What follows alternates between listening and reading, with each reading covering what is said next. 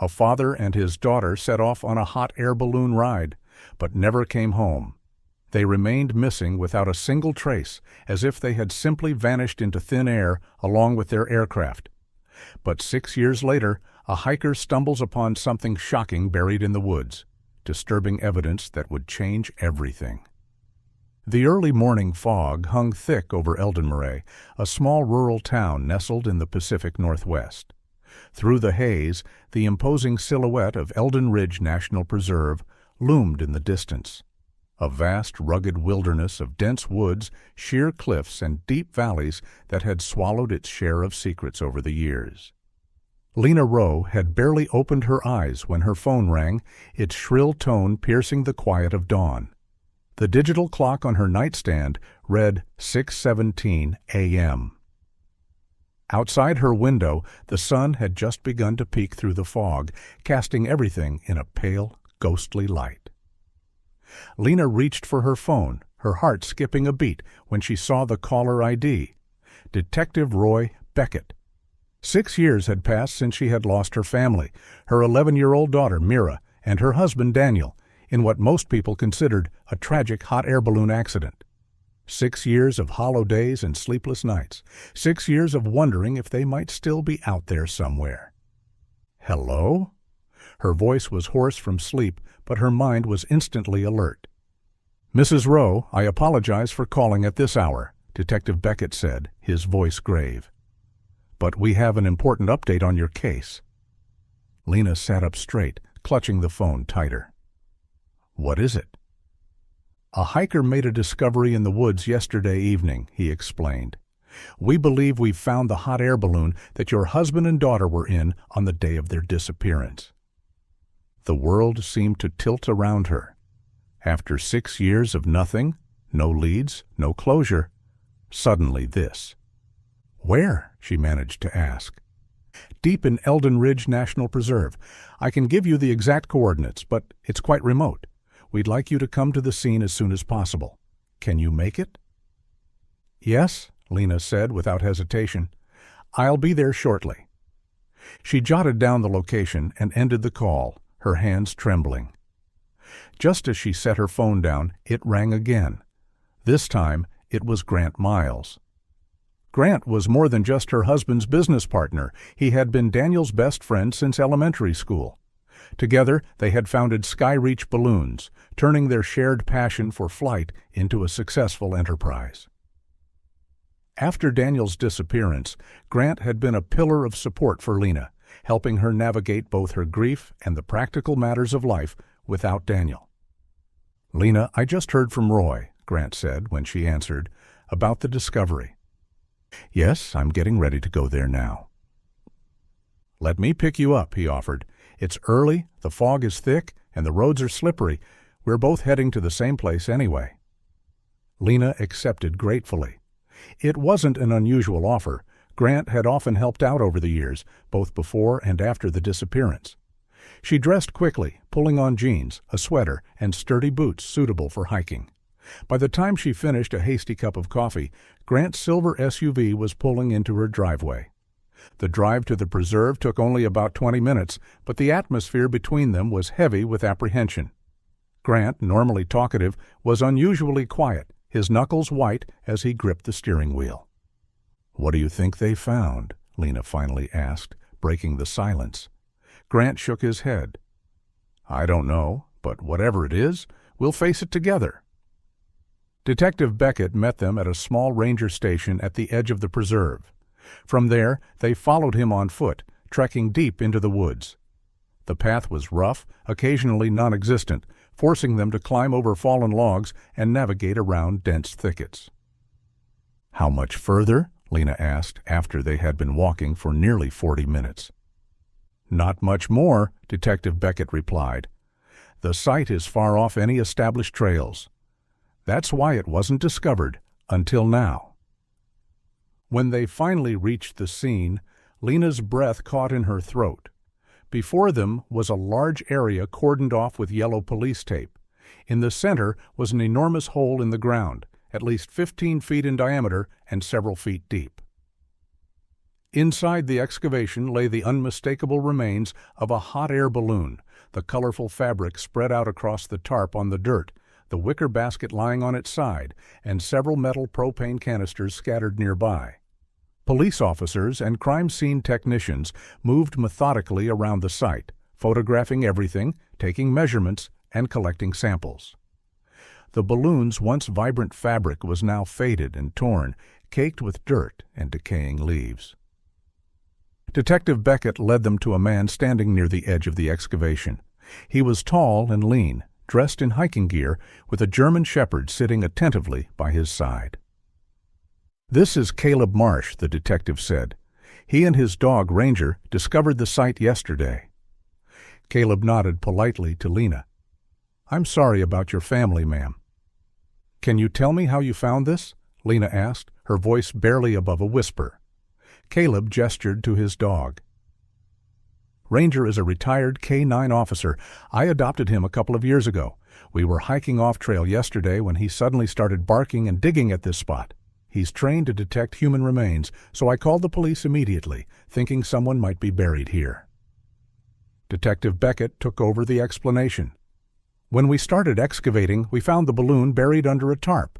The ground above it had already grown over with vegetation, small trees and bushes, but they're younger than the surrounding forest. The way everything was carefully placed and buried suggests someone was trying to hide evidence." Lena stepped closer to the edge of the pit, her eyes fixed on the balloon. "That's it," she said softly. "I recognize the pattern. Daniel and I designed it together. Those yellow and orange streaked with black. That's our balloon." She turned to the detective, hope and fear warring in her expression. Did you find any bodies?" The dog smelled something. Detective Beckett shook his head. "We've excavated this entire area and found no human remains. What Ranger detected was the residual propane gas from the canisters. They were buried with the balloon." Lena wrapped her arms around herself, processing this information. "So this means they didn't just disappear in a bad weather accident? Someone buried the balloon deliberately?" "We can't be 100% certain yet," the detective cautioned. "Our initial investigation did reveal reports of sudden, unpredictable weather that day, which could have caused a crash. But this evidence strongly suggests this wasn't just a natural accident. Someone tried to cover it up." Hope flared in Lena's chest. "So my husband and daughter, they could still be alive? They could be out there somewhere?" The detective's expression was carefully neutral. "We're pursuing all possibilities, Mrs. Rowe." Lena wiped away tears, trying to maintain her composure as she stared at the balloon that had carried her family away from her. Around them, forensic technicians continued their meticulous work, documenting every aspect of the scene. Grant, who had been unusually quiet since their arrival, finally approached the edge of the pit. His face was pale, his expression unreadable as he surveyed the wreckage. He took out his phone and began taking pictures, but Lena noticed he wasn't photographing the scene as a whole. Instead, he zoomed in and focused on a small metal plate attached to the basket, the serial number. "What are you doing?" she asked. "Insurance," Grant replied simply. "These balloons are expensive. I'll need to document everything." Lena nodded absently, not thinking much of it. Grant was always the practical one, the businessman who handled the operational side, while Daniel had been the face of the company, the charismatic figure who attracted clients and built relationships. Now, Grant was busy on his phone, presumably sending the photos to headquarters. Lena didn't want to be suspicious of him. After all, he had been nothing but supportive since the disappearance. She knew he had a business to run and responsibilities to manage. A forensic technician called them over to point out traces of blood on the wicker basket, as well as signs of damage that couldn't be explained by a simple crash landing. "See these tears in the fabric?" the technician explained. "And these marks on the basket? They suggest not just damage from a fall, but signs of struggle, almost as if someone was fighting inside the basket." Lena's mind raced with terrible possibilities. Had someone attacked her family mid-flight? Had Mira panicked during a crash and Daniel tried to restrain her for her safety? Or had something even more sinister occurred? "We'll process everything here thoroughly," Detective Beckett assured her. "You can go home if you'd like. We'll update you as soon as we have more information." He turned to Grant. "Mr. Miles will need to arrange a meeting with your staff at Skyreach headquarters, depending on what we find here. Can you make that happen?" Grant nodded. "Of course. Just let me know when—" With one last look at the balloon that had once carried her family, Lena turned away, her mind swirling with questions that still had no answers. With Detective Beckett's permission, Lena and Grant left the excavation site. The hiker, Caleb Marsh, and his dog Ranger had already exchanged information with the police and departed as well. The morning fog had started to lift, but the air remained cool and damp as they made their way back through the woods to Grant's SUV. "I can drive you home," Grant offered as they reached the vehicle. During the drive back to Eldenbury, Grant reached over and briefly squeezed Lena's hand. "Try not to worry too much," he said, his voice gentle. "The police will figure this out. They'll update us when they know more." Lena nodded, not trusting herself to speak. Her mind was still at the excavation site with the balloon that had carried her family away 6 years ago. When they arrived at her modest 2-story house, Grant pulled into the driveway and turned off the engine. "Would it be all right if I came in for a bit?" he asked. "I need to complete some insurance forms, and I could use your living room table. I'll even make you breakfast while I'm at it." Lena didn't think twice about the request. Grant had been in their home countless times over the years, both before the disappearance and after. He and Daniel had spent many evenings cooking together in her kitchen, sharing stories and laughs. "Of course," she said. "You know where everything is. I didn't get a chance to wash up this morning, so I'll go freshen up." Grant followed her inside and headed straight for the kitchen. "Don't worry about a thing," he called after her. "Breakfast will be ready by the time you come down." "You don't have to do that," Lena protested half-heartedly. "It's no trouble," Grant insisted.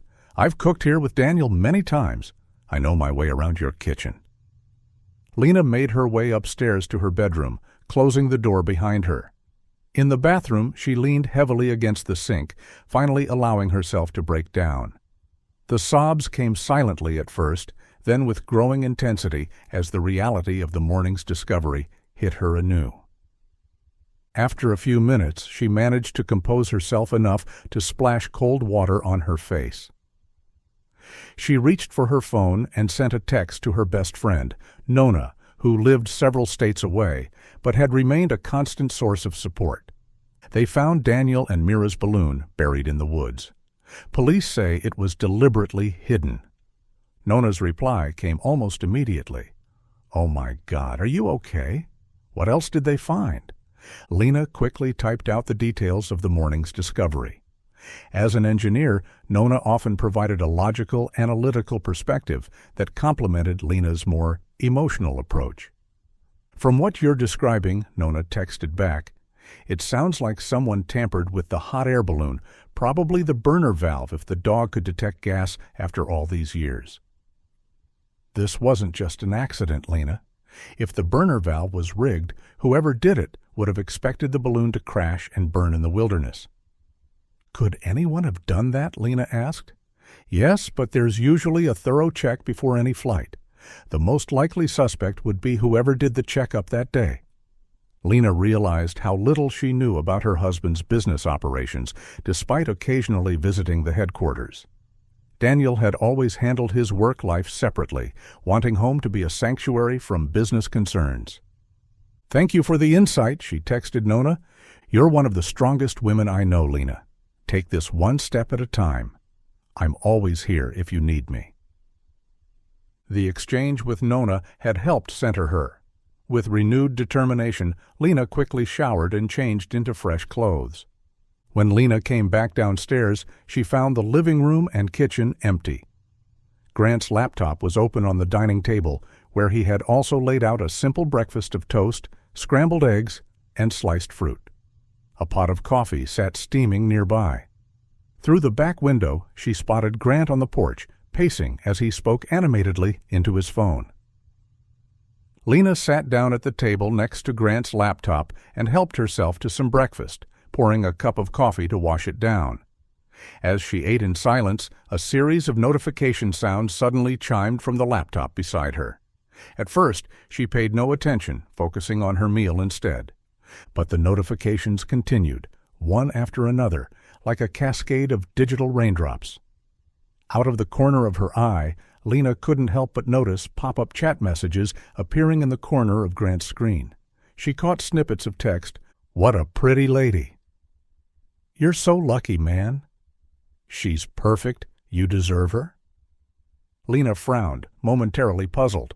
Her first thought was that perhaps Grant had uploaded a photo with his wife Melissa to social media, and these were comments from friends. But then she reconsidered. Why would Grant be posting personal photos on a day like this, when they'd just discovered such significant evidence in Daniel and Mira's case? Still, she reminded herself it wasn't her business. Grant's online activities were his own, and she had no right to pry, even if the timing seemed odd. The back door opened, and Grant stepped inside, slipping his phone into his pocket. "Ah, there you are," he said, smiling at her. "All freshened up." "Thanks for making breakfast," Lena said, gesturing to the plate before her. "My pleasure." Grant closed his laptop quickly and began gathering his things. That was the head office on the phone. "I need to leave soon to take care of the insurance matters. You should finish your breakfast and rest today. It's been an emotional morning." Lena set down her coffee cup. "Actually, I'd like to come with you to the office. It's been a while since I visited. Not since last year, I think. After what we found this morning, I feel like I should understand more about Daniel's work." A flicker of something, surprise, concern, crossed Grant's face, but it was gone so quickly Lena wondered if she'd imagined it. He closed his laptop and slipped it into his bag. "That's not necessary," he said, his tone casual. "Nothing much is happening at headquarters these days. You'd be bored." "I insist," Lena said, surprising herself with her firmness. "Daniel used to take me at least once a year.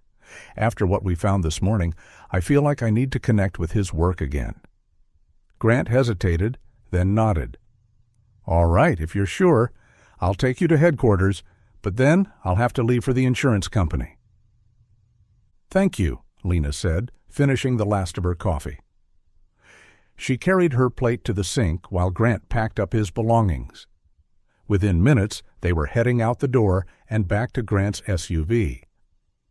As they drove toward the industrial park where Skyreach Balloons had its headquarters, Lena found herself glancing at Grant's profile, noting the tension in his jaw, the way his fingers drummed nervously on the steering wheel. For the first time, she wondered if there might be more to her husband's oldest friend than she'd ever realized. Skyreach Balloons' headquarters was housed in a modern single-story building with large windows that overlooked a private airfield where the company's hot air balloons were launched. The parking lot was half empty when they arrived, with only a few employee vehicles scattered about. As they entered the main reception area, Grant immediately introduced Lena to his assistant, a young woman named Mia with short auburn hair and sharp, intelligent eyes. "Mia, this is Lena Rowe, Daniel's wife," Grant said. "She'd like a tour of the facility. Could you show her around while I take care of some urgent matters?" "Of course, Mr. Miles," Mia replied with a professional smile. "It's a pleasure to meet you, Mrs. Rowe." Grant disappeared down a hallway toward his office, leaving Lena with Mia. The young woman guided her through the building, explaining the various departments and operations with practiced ease. "This is our customer service center," Mia said, showing Lena a room where several employees were answering phones and working at computers. "And through here is the design studio where we create the custom balloon patterns."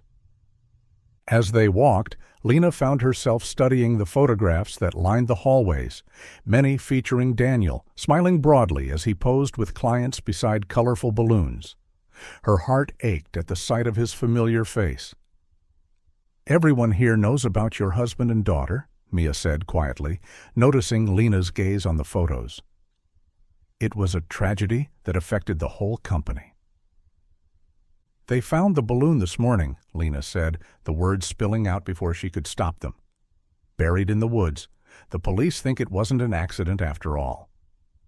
Mia's face changed, her professional demeanor slipping momentarily to reveal something that looked almost like fear. I hadn't heard," she stammered. "How terrible." The tour continued, but Lena noticed that Mia seemed distracted now, her explanations becoming shorter and her responses to questions less detailed. When they reached the maintenance bay, a large hangar-like space where balloons were repaired and serviced, Mia rushed through the explanation of the equipment and procedures. "This is where we perform all maintenance and safety checks," she said, gesturing vaguely around the space. "Each balloon is thoroughly inspected before and after every flight." "Do you think anyone here might have had something against my husband? Like, maybe someone tampered with the burner's valve?" Mia shrugged, silent for a moment. Then she spoke, her voice soft with uncertainty. "Everyone loves Daniel, especially little Mira. I can't imagine anyone doing something so awful. Why would you think that?" I don't know," she said, hesitating.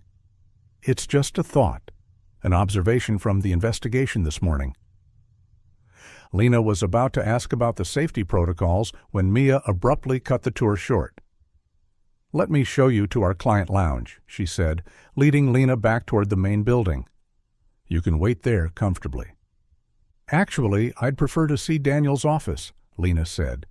A flicker of panic crossed Mia's face. "I'm sorry, but the room is locked. It has been for a long time. Only Mr. Miles has the key, and he's no longer in the office." Before Lena could question this, Mia's phone buzzed. The young woman checked it quickly, her expression growing tense. "I'm so sorry, Mrs. Rowe, but I'm needed elsewhere. Would you mind waiting in the lounge? There's a TV and some travel magazines on the shelves. I'll come back for you shortly." Without waiting for a response, Mia turned and led the way. Lena trailed behind her until they reached the guest lounge. It was empty. Without much explanation, Mia hurried off, already speaking into her phone as she disappeared down the hall. From the doorway, Lena caught snippets of her conversation. "Police? Tomorrow?" Then, "Safety." And finally, "Client? Coming." Alone in the lounge, Lena considered what she'd overheard. Detective Beckett had mentioned arranging a meeting with the company staff, but he hadn't provided a timeline. Perhaps they were already planning to visit tomorrow, and maybe Skyreach was expecting clients who shouldn't see the police presence? Lena reached for her phone, intending to call Detective Beckett for an update, but stopped herself.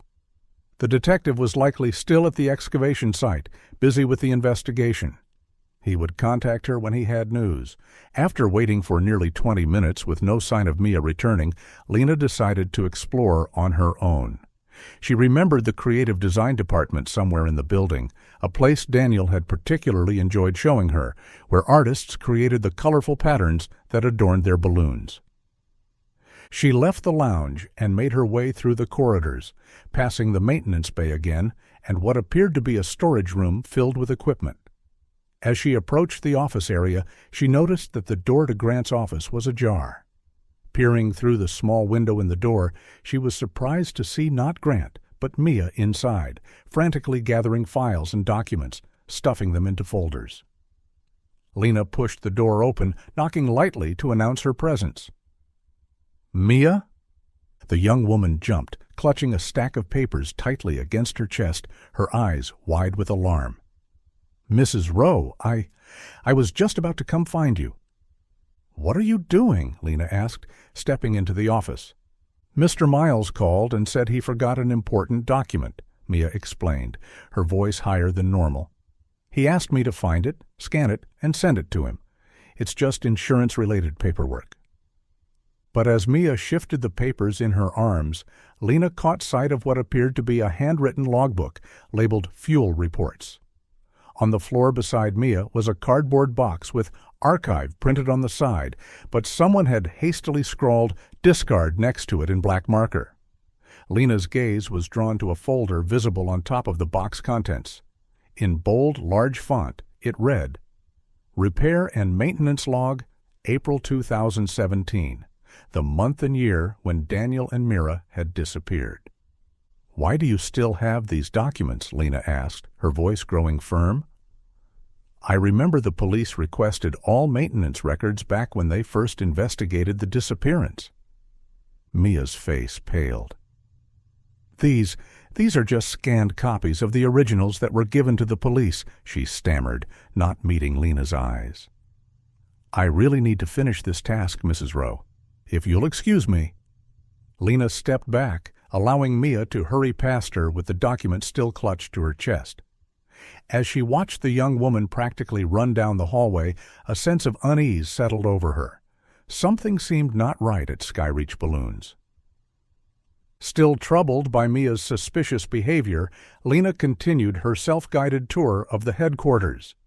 She made her way toward what she remembered as the creative design section, hoping to reconnect with the part of the business that Daniel had most loved to share with her. As she walked down a corridor lined with framed photographs of colorful balloons soaring over picturesque landscapes, she overheard two male employees talking in hushed tones around the corner. "The client's schedule has been moved to today," one was saying. "They're expecting him in less than an hour." "So soon?" the other replied, sounding concerned. "Client's not happy, but Grant doesn't have many options. Tomorrow the police will be here, and he wants everything settled by today. So remember, focus on the clients and get rid of those boxes." The men rounded the corner and fell silent when they spotted Lena. They nodded politely as they passed her, but their expressions were tense, almost guilty. Just as they disappeared down the hall, Lena's phone rang. It was Detective Beckett. She quickly answered, stepping away from the main corridor into a small alcove with a water fountain. "Mrs. Rowe," the detective said, his voice grave, "we've found additional evidence on the hot air balloon. There are signs of restraints being used, indications of a physical struggle inside the basket, and what appears to be a weapon of some kind. We also found clear evidence of sabotage on both the burner valve and the deflation port." Lena's heart pounded. "What does that mean?" "It means this was definitely not an accident. Additionally, we've continued to excavate the area and have found what appear to be human bone fragments buried deeper in the ground." She leaned against the wall for support. "You think someone killed them?" "We strongly suspect someone from the company was involved. We're arranging to interview the entire staff tomorrow morning." There was a brief pause. "Where are you now, Mrs. Rowe?" "I'm at Skyreach headquarters with Grant. Well, he's somewhere in the building. His assistant gave me a tour." "Grant Miles is our primary person of interest right now," Detective Beckett said, his voice dropping lower. "Along with whoever was working in the maintenance bay when your husband and daughter took that flight." Lena felt as though the floor was tilting beneath her feet. Grant? But he was Daniel's best friend. "I need you to come to the station right away," the detective continued. "We have evidence to show you." "I'm actually at the headquarters now," Lena said, watching an employee hurry past with a stack of files. "Grant's not here at the moment. He said he had to take care of insurance matters." "But there's something strange going on here. The staff seems nervous, unsettled." "Listen to me carefully, Mrs. Rowe," Detective Beckett said, his voice sharp with urgency. "I want you to leave immediately. Do not spend another minute there, and do not meet with Grant for now. Do you understand? I'll send some of my officers there, just to check around." "Yes," Lena whispered, suddenly afraid. After ending the call, Lena headed toward the main exit, her mind reeling. Grant, who had been like family to them, was a suspect? It seemed impossible, and yet The memory of his strange behavior that morning, the lack of grief, the secretive phone calls, the laptop notifications, Mia's suspicious actions with the files. It all began to form a troubling pattern. As she approached the front of the building, Lena spotted Grant through a window. He was outside in the parking lot, standing beside a company buggy with 3 men. 2 of them wore black suits and sunglasses. The third, who appeared to be the driver, was the same employee she had overheard in the hallway earlier. Grant handed what appeared to be an envelope to the men, who checked its contents, what looked like cash, before climbing into a trailing Jeep with the driver and pulling away. Lena quickly stepped back from the window, pressing herself against the wall to avoid being seen. What kind of transaction was that? Surely any business related to the company's products would be processed through official channels transferred directly into the company's account. The thought unsettled her. She could hardly believe she was hiding from Grant, a man she had trusted implicitly for years. But Detective Beckett's warning echoed in her mind, sharp and persistent. She watched as Grant re-entered the building, his face drawn and stressed, and headed toward his office.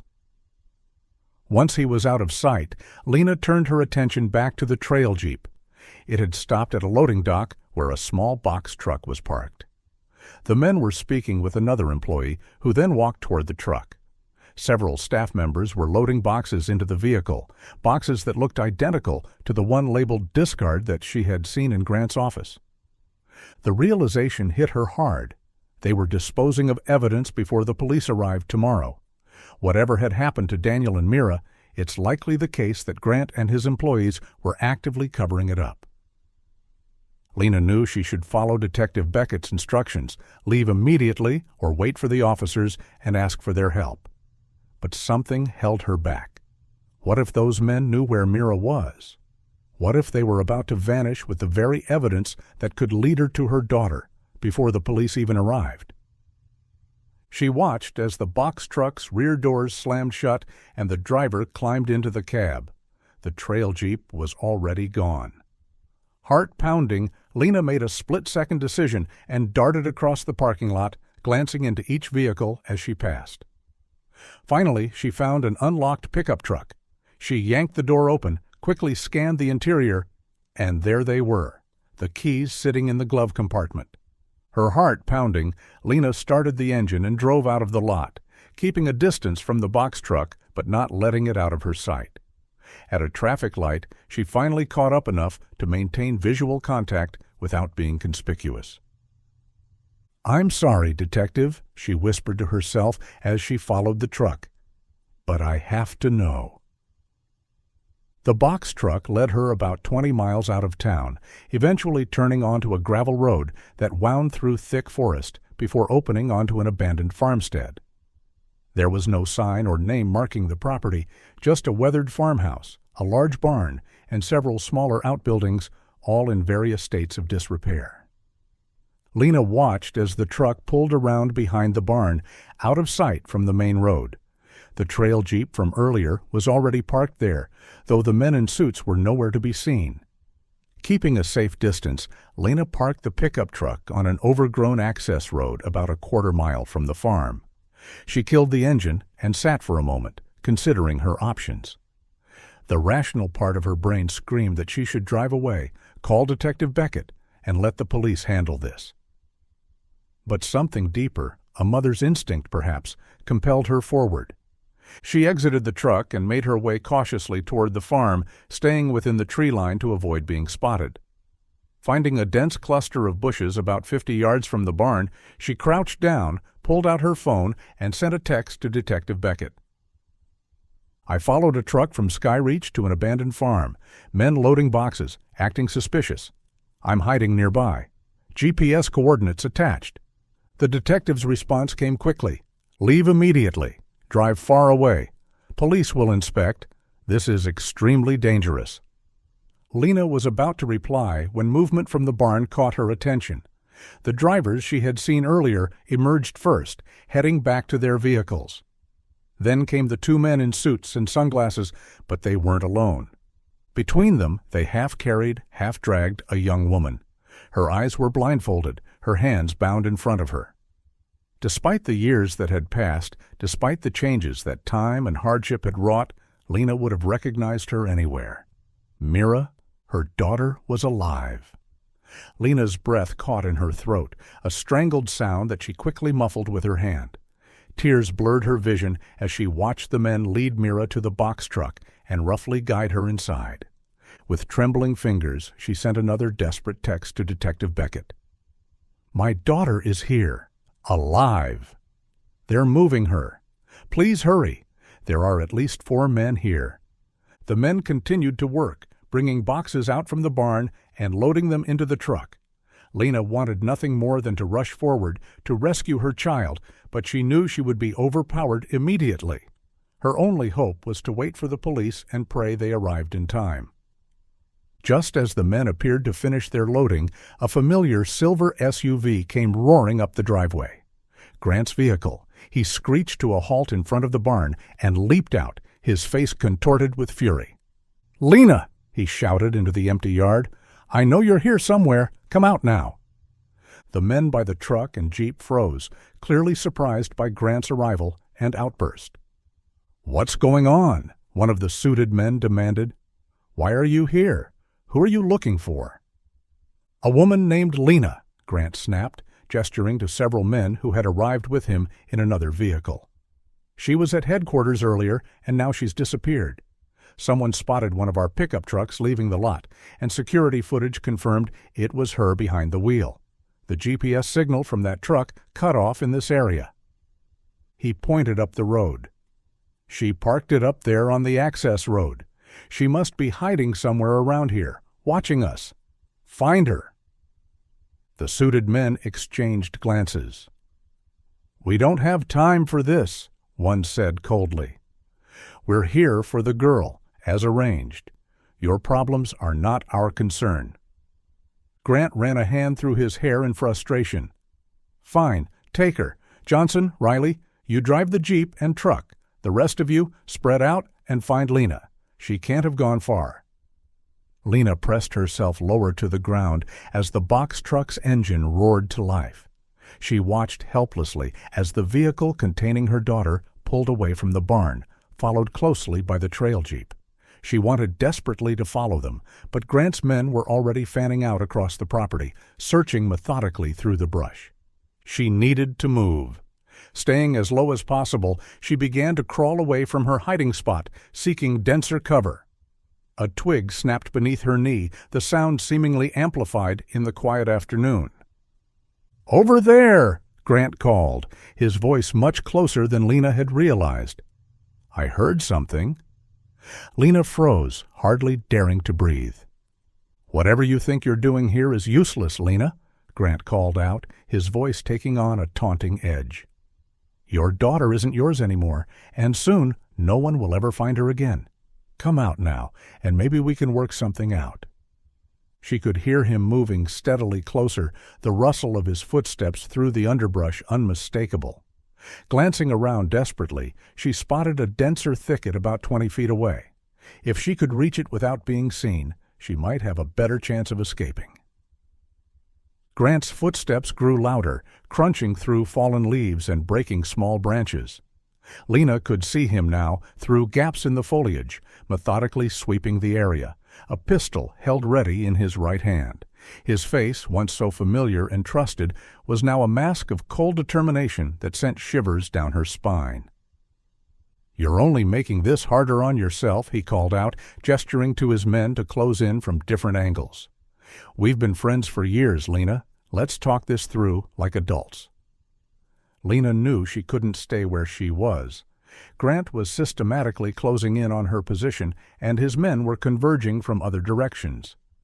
With agonizing slowness, she began to inch toward the denser thicket she had spotted, moving only when the rustling of wind through the trees might mask the sounds of her movement. But her caution wasn't enough. As she shifted position, her foot disturbed a cluster of dry leaves, creating a soft but distinct sound in the quiet forest. Grant's head snapped in her direction, a cold smile spreading across his face. "There you are," he said quietly, raising his gun and moving directly toward her hiding spot. He gestured to his men, pointing them toward where Lena was concealed. She knew she had seconds, not minutes, before they would be upon her. But just as Grant took another step forward, the distant wail of police sirens cut through the air. Grant froze, his expression shifting from confident to alarmed. "Damn it," he cursed, lowering his weapon slightly. "Everyone back to the cars, now. Move it before the police get here." His men didn't need to be told twice. They scrambled back toward the farmyard, abandoning their search for Lena. Grant lingered a moment longer, scanning the brush one last time, then turned and ran toward his SUV. Within moments, engines roared to life, and the vehicles tore out of the farmyard, spraying gravel as they accelerated down the driveway.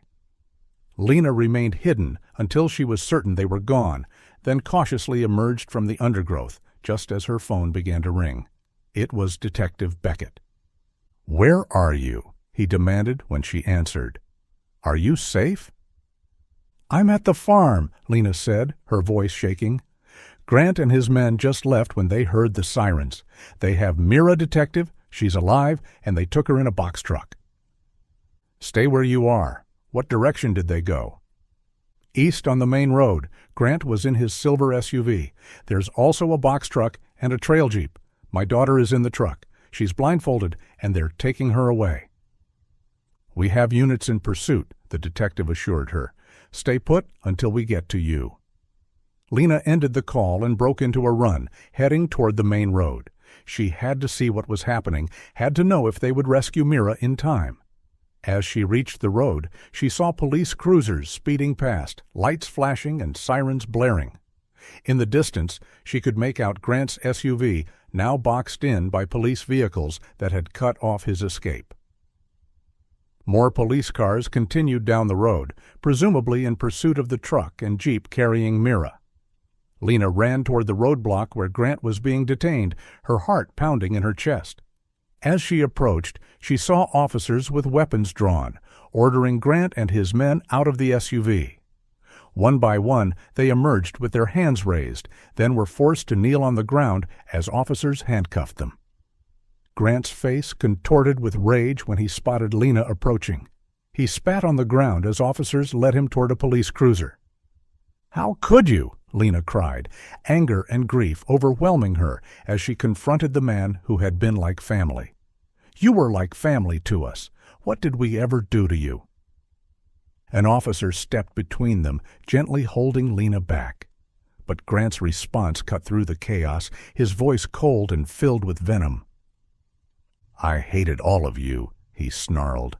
"The company was supposed to be mine. Daniel didn't deserve a single cent of it."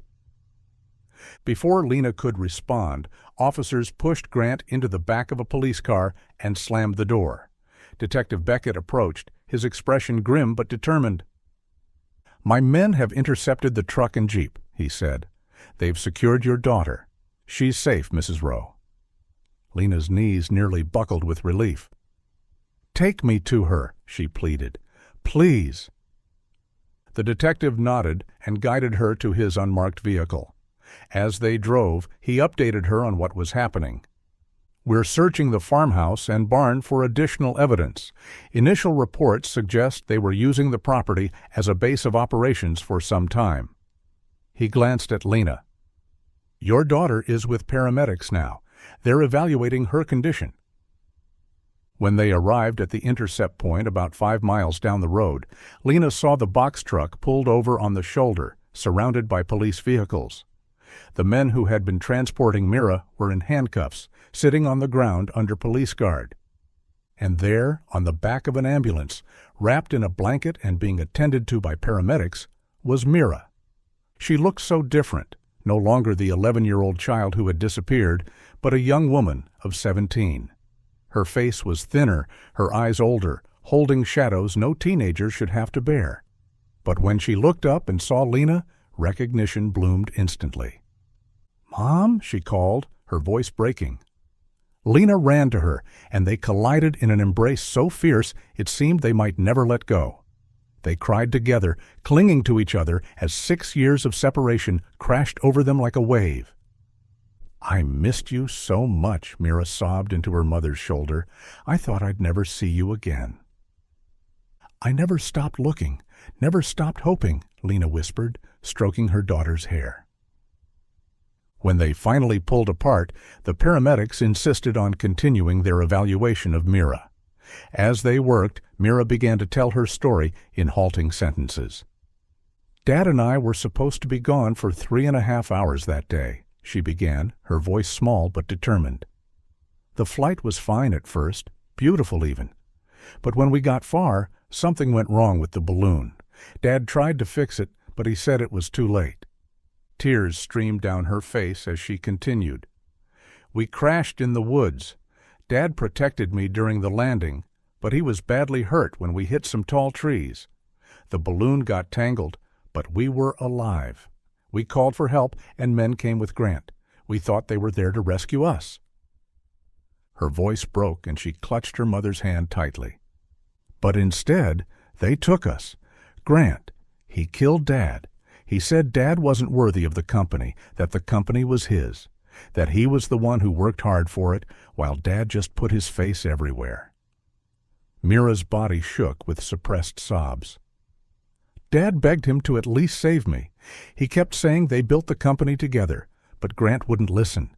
He killed him right there while Dad was still begging for my life." Lena held her daughter close, her own tears flowing freely. "What did they do to you after that?" Mira's face crumpled, her voice dropping to a whisper. "They took me to that abandoned farm and locked me underground in the storm cellar. Grant, he used me. For himself at first, for years. Then recently, he started taking me to different places. I was always drugged. He let other men use me, too." Her gaze dropped to her hands, which were trembling. "He also took pictures of me. I heard the men talking about how much money a single photo brought in, how their boss was making a good profit." Lena's blood ran cold as fragments of the notification snippets she'd seen on Grant's laptop that morning flashed through her mind. A wave of nausea hit her. Had he really uploaded something from her home right after they'd uncovered the evidence? The thought made her stomach churn. He had shown no remorse. She turned to Detective Beckett, who had been standing nearby, and told him about the messages. The detective immediately radioed his colleagues who were searching the Skyreach headquarters. "Check Miles's laptop for explicit photos of the victim, both online and offline," he instructed. After a brief exchange, he turned back to Lena. "They've found the laptop and confirmed there are explicit images distributed through an online channel called Private Collection VIP." The paramedics interrupted to inform them that Mira needed to be transported to the hospital for a more thorough examination. Lena didn't hesitate. "I'm coming with her," she said firmly, climbing into the ambulance beside her daughter. As the doors closed and the ambulance pulled away, Lena held Mira's hand tightly, vowing silently that she would never let her go again. The emergency room at Eldon Murray General Hospital was a blur of activity as Mira was admitted. Doctors and nurses moved efficiently around her, checking vital signs, drawing blood for tests, and conducting preliminary examinations. Lena was asked to wait outside while they performed a more thorough evaluation. In the sterile hospital corridor, Lena sank into a molded plastic chair, her body finally acknowledging the exhaustion of the day. She pulled out her phone and called Nona, desperately needing to share the incredible developments with someone who would understand. "Lena, what's happening?" Nona answered immediately, concern evident in her voice. "They found her, Nona," Lena said, her voice breaking. "Mira is alive. She's in the hospital now, being examined." "Oh my God," Nona gasped. "How? Where?" Lena recounted the events of the day, the discovery of the balloon, her suspicions at Skyreach headquarters, following the truck to the abandoned farm, and the police rescue of Mira. She explained Grant's betrayal and the horrific treatment her daughter had endured. "You were right about the balloon being sabotaged," she concluded. "It was Grant all along. He wanted the company for himself." "What about that online channel you mentioned?" Nona asked, her voice tight with anger. "The police are already taking it down," Lena assured her. "They're moving quickly on this." After promising to update Nona on Mira's condition, Lena ended the call. The emotional weight of the day crashed over her, and she leaned her head back against the wall, closing her eyes briefly. She didn't realize she had fallen asleep until a gentle hand on her shoulder roused her. A doctor in a white coat was standing over her, clipboard in hand. "Mrs. Rowe, I'm Dr. Patel. I've been examining your daughter." Lena sat up straight, immediately alert. "How is she?" Dr. Patel's expression was compassionate, but serious. "Physically, she's suffering from malnutrition and dehydration, which we're addressing with IV fluids and a nutrition plan. She also has an infection in her reproductive system, likely due to the abuse she endured. We've started her on antibiotics for that." The doctor hesitated, then continued more gently. "The psychological trauma is substantial, Mrs. Rowe. We've called in a specialist who works with survivors of long-term captivity and sexual abuse. Your daughter will need extensive therapy and support." Lena nodded, tears welling in her eyes. "Can I see her now?" "Yes, but she's heavily sedated. She needs rest." Lena was about to follow the doctor when Detective Beckett appeared in the hallway. "Mrs. Rowe, I need to speak with you first if you don't mind," he said. "It won't take long." With a reluctant nod to the doctor, Lena followed the detective to a small consultation room. Inside, he gestured for her to sit, then placed a folder on the table between them. "I'm sorry I didn't get a chance to tell you earlier," he began, opening the folder to reveal official-looking documents. "The preliminary DNA tests on the bone fragments we found at the excavation site have been completed. They confirm what your daughter told us. The remains belong to your husband, Daniel." Despite having already heard it from Mira, the official confirmation hit Lena like a physical blow. She covered her face with her hands, allowing herself a moment to absorb the finality of it. Daniel was truly gone, murdered by the man he had trusted most. "We've uncovered more evidence in our search of both the farm and Skyreach headquarters," Detective Beckett continued, giving Lena time to compose herself. "From what we can tell, the accident was planned well in advance. Grant had been tracking weather patterns and convinced several trusted employees to help sabotage the balloon that morning. He apparently promised them larger salaries once Daniel was out of the picture. He slid several photographs across the table, images of the balloon's damaged equipment, the excavation site, and documents seized from Skyreach. Grant manipulated everything, the detective explained. The balloon's GPS was disabled and removed. The crash site was deliberately far off the expected trajectory in a section of the forest that's restricted to civilians. When we conducted the initial search 6 years ago, we were working with flight logs that had been tampered with, focusing our efforts in completely the wrong area. Lena shook her head in disbelief. All because he wanted the company? Daniel built that company. He let Grant join him as a partner because they were friends. He trusted him completely.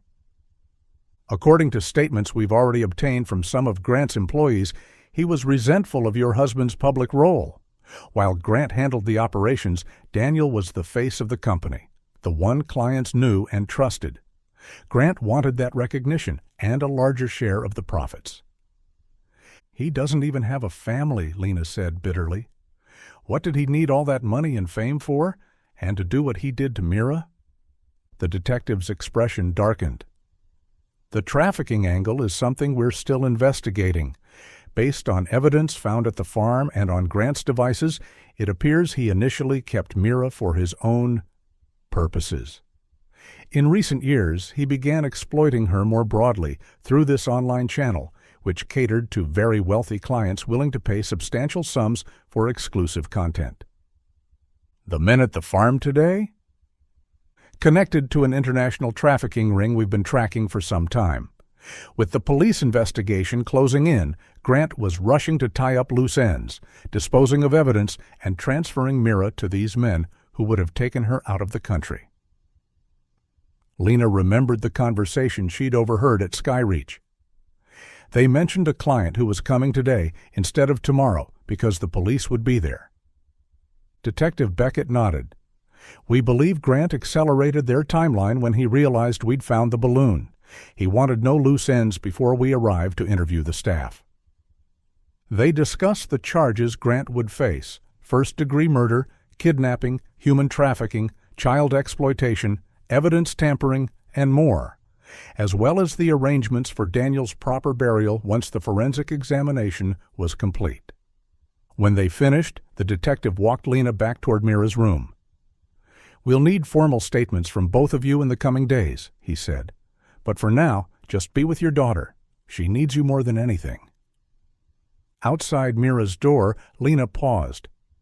Thank you, she said sincerely, for not giving up on the case, even after all these years. The detective smiled sadly. That's my job, Mrs. Rowe. I'm just sorry it took us so long to uncover the truth. Inside the hospital room, Mira was lying in bed, her eyes closed, an IV dripping fluids into her arm. She looked so fragile, so young despite the years that had stolen her childhood. Lena approached quietly, not wanting to disturb her rest, but Mira's eyes fluttered open at the sound of footsteps. Mom, she whispered, reaching out a hand. Lena took it immediately, sitting on the edge of the bed. I'm here, sweetheart. I'm not going anywhere. Mira's eyes filled with tears. Is it really over? Am I really free? Yes, Lena assured her, stroking her daughter's hair. Grant and his men are in custody. They can never hurt you again. You're safe now. I never thought I'd see you again, Mira admitted, her voice breaking. After a while, I started to believe what they told me, that you had forgotten about me, moved on with your life. Never, Lena said fiercely. I never stopped looking for you, never stopped hoping. Every single day I thought about you and your father, wondered where you were, if you were alive. They held each other, mother and daughter reunited after an unimaginable separation. The road to healing would be long and difficult. There would be trials, testimonies, therapy sessions, nightmares, and countless challenges as Mira adjusted to freedom and Lena learned how to parent a traumatized teenager instead of the 11-year-old she had lost. But in that moment, in the quiet hospital room with the afternoon sun slanting through the blinds, there was only gratitude for the chance to begin again, for the miracle of finding each other after so many years of darkness. We'll get through this together, Lena promised, holding her daughter close. One day at a time. Mira nodded against her shoulder, and for the first time in 6 years, she allowed herself to believe in a future beyond captivity, a life reclaimed from the shadows. Together, she echoed softly. That's all I ever wanted. Then together is where we'll start.